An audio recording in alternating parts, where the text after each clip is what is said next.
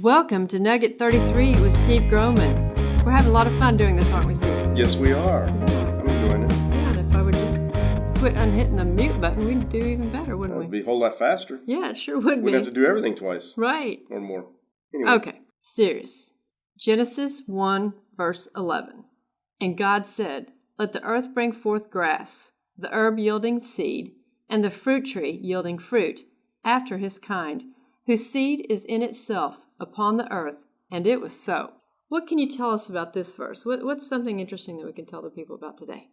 Well, about the verse, everything reproduces after its kind. That always is so overlooked. It's so simple. It's so obvious, but yet people tend to overlook it a lot of times when they say evolution happened.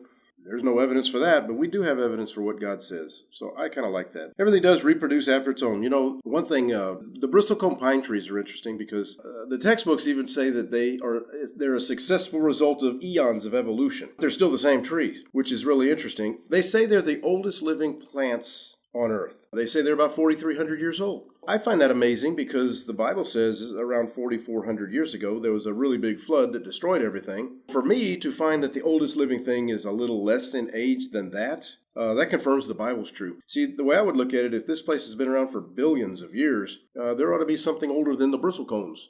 But yet the bristlecones fall in line with where the Bible says the time frame should be. And when we have found the bristlecones, they're the same kind as when that started growing after Noah's flood, Yeah, they're right? the same things. In fact, what's interesting is that there are several places in this country, a few places I should say, where the bristlecone pine trees grow. And we've been to several of them, most of them. And they're oftentimes quite the hike to get into there. But they do core samples on some of these things.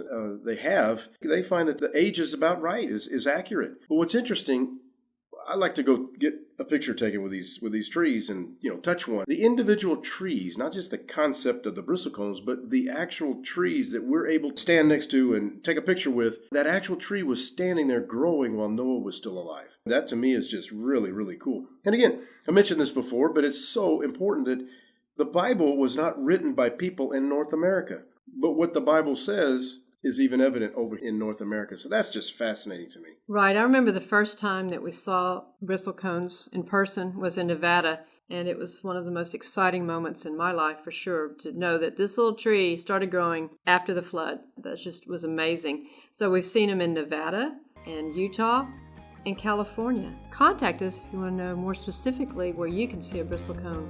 Be ready to hike.